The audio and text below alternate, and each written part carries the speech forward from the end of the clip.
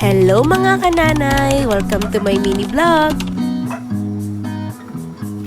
Hay, salamat! Makakapahinga ako sa pagluluto ngayon. Natakam kasi ang asawa ko sa pares kaya magluluto daw siya. Minsan lang to magluto kaya susulitin ko na. Una nga pala niyang ginisa ang sibuyas. Sinunod naman niya ang bawang.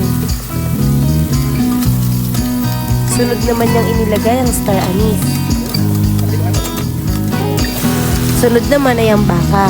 Nabili lang namin tong baka na to sa Dali, yung naka-cubes na. Naglagay din nga pala siya ng konting patis. After 5 minutes ay naglagay naman siya ng water from Pasig River. Sunod ay naglagay naman siya ng pamintang buo. Sunod naman ay nilagay din niya ang chicken cubes. Naglagay din nga pala siya ng oyster sauce. Oh yes! In fairness, mukhang mabango at masarap ang nagluluto. Ay, este yung pares.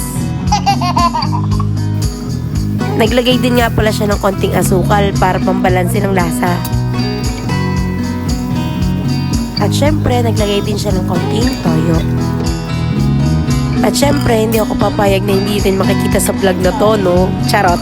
So, gagawa naman tayo ng cornstarch slurry pampalapot sa ating pares. Okay na to. Once na malambot ng ating baka, ay pwede na natin siyang lagyan ng cornstarch para lumapot na ito.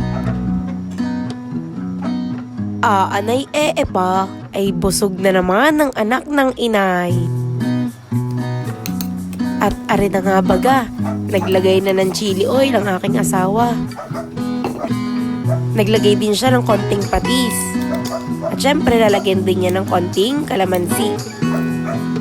Nakakapaglaway are. First bite, thank you Lord!